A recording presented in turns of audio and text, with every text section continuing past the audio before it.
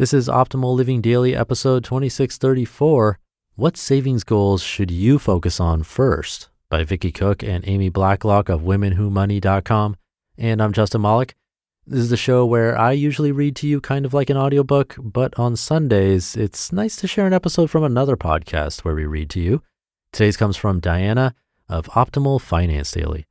So with that, let's get right to the bonus episode and Diana's commentary as we optimize your life. What savings goals should you focus on first? By Vicki Cook and Amy Blacklock of WomenWhoMoney.com.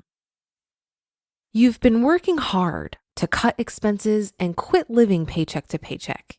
You negotiated a raise or landed a higher paying job. Your side gig is creating a buffer in your budget. No matter the reason, it's time to put the extra money in your bank account to work. But now you've got questions on prioritizing your savings goals. What should you focus on first? Focus first on what matters most. Before you start saving money for your dream home, adding money to a college account for your child, or as dull as it sounds, setting aside money for the roof you'll need soon, focus on building an emergency fund, saving for retirement, and eliminating high-interest debt first.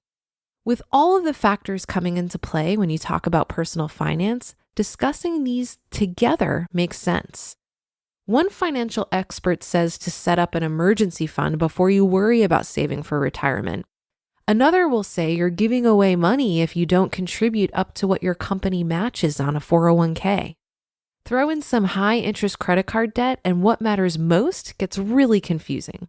Let's look at why these three goals matter more to help you determine where your savings should go, or whether you should fund a combination of these goals at the same time.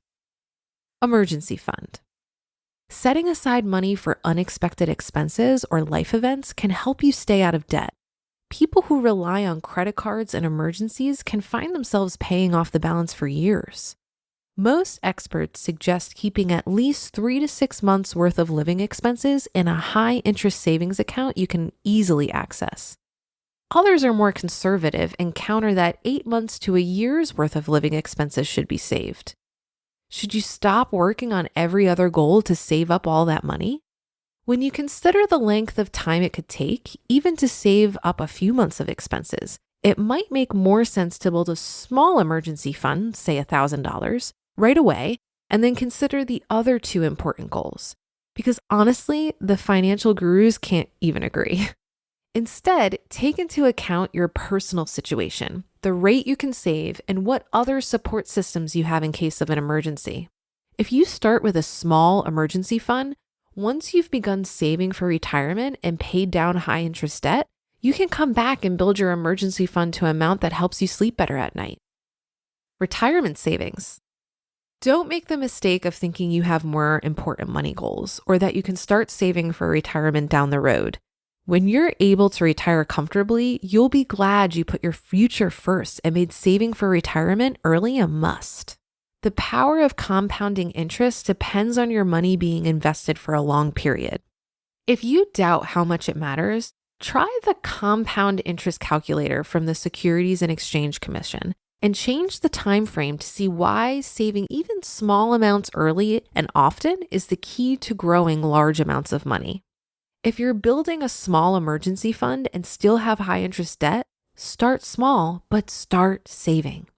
Does your company offer a retirement plan matching a portion of your contributions? Try to invest the amount of money required to get your full company match, or you'll lose free money. When you can save more, work toward a goal of investing at least 15% of your income for retirement. Remember, the later you start, the more you'll need to invest. Taking advantage of a Roth or traditional IRA may make sense before fully funding your 401k. Speak with a financial professional if you need investing advice. High interest debt. If you have any credit card or other high interest debt, it's important to understand the urgency of paying down this debt aggressively. By paying only minimum payments, you'll be in debt longer and you'll pay a lot more in interest than you probably think. Experiment with the bank rate credit card payoff calculator to see how putting some of your savings toward paying off high interest debt will help you become debt-free sooner. Once you eliminate high interest debt, you can get back to growing your emergency fund, funding retirement accounts, and focusing on other personal financial goals of interest to you. Emergency funds, retirement savings, and paying off high interest debt are all important. It's up to you to decide how to protect yourself now and in the future while eliminating the burden of debt that can rule your life. Determine your personal savings goals. When you've saved enough to address the important financial goals above, it's time to start thinking about other money goals. Brainstorm a list of things you want to save for and don't hold back. Your car will need replacing at some point, and if you don't own a home but want to in the future, add a down payment to your list. If you already own a home, do you have an account to save for major home repairs? Are you planning to adopt a child or help support your parents financially as they age? Add it to your savings goals. As much as some parents put college savings as a must, it shouldn't go before saving for retirement, emergency funds, or eliminating credit card debt. Don't be afraid to dream a little too. Is taking a sabbatical to write a book a goal? Maybe an extended honeymoon in a foreign country is what you really want. Has spending a special summer family vacation together before your oldest goes off to college what you've thought about the last few years? Write it down and add to your list of savings goals. Then see what you can do to make it happen. Short or long-term savings goals and their importance. Take your list of goals and determine a time frame for each one. If your daughter is entering kindergarten and you're ready to start saving for college, it's a long-term goal. If taking your son to visit colleges triggered the idea for a special summer vacation trip, your time frame to save is much shorter. Some people even separate their goals into short-term, which is 1 to 3 years, mid-term, 4 to 6 years, and long-term goals, 7+ years. As with many things in personal finance, divide your list into what works best for you. After listing your goals, rank each one in terms of importance. You may quickly realize you don't have too many goals to save for, or that some goals don't matter as much as others. Trim your list or move goals to the bottom if others are clearly a priority.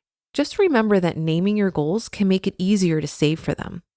Keeping money in a savings account without a plan may not motivate you to stay on track to fulfill your goals.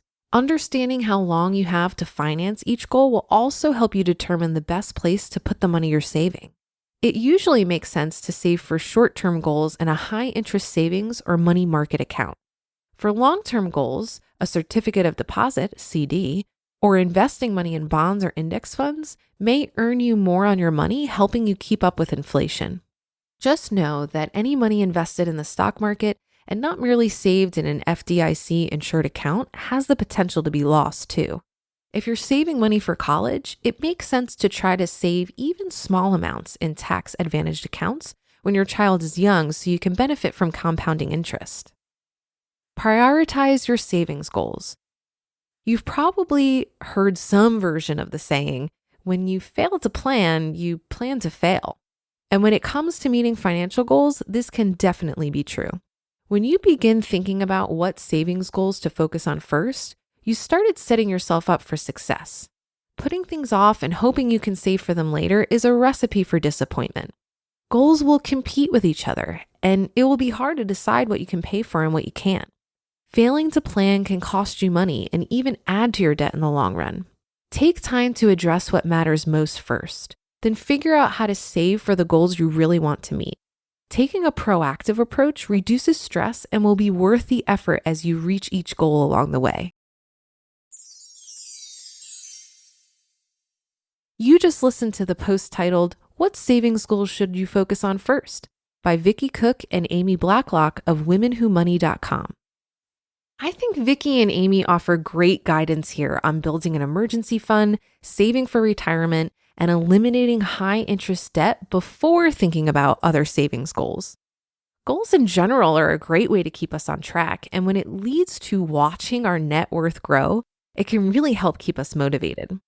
Also, goals can shift as our circumstances change. So for example, after getting out of my high-interest debt and having a small cushion as an emergency fund, my first goal was to fully fund my retirement accounts, which are my 401k, HSA, and IRA. This past April, my employer actually stopped any matching on my 401k due to COVID this year. So I ended up bumping up that contribution and was able to get that fully funded by August of this year. That's allowed me to take the most advantage of compound interest since the match was no longer a factor. Now that my retirement accounts are fully funded, I've padded my emergency fund a bit more, and all my surplus is actually going to sinking funds for some house repairs I know that are coming within the next couple years. Having this plan of where my money is going and why is very empowering and encourages me to keep my expenses low so that I can save even more. That'll do it for today and another installment of Optimal Finance Daily. Have a happy Thursday. Thank you for being here every day and listening. And I'll see you in the Friday show tomorrow, where your optimal life awaits.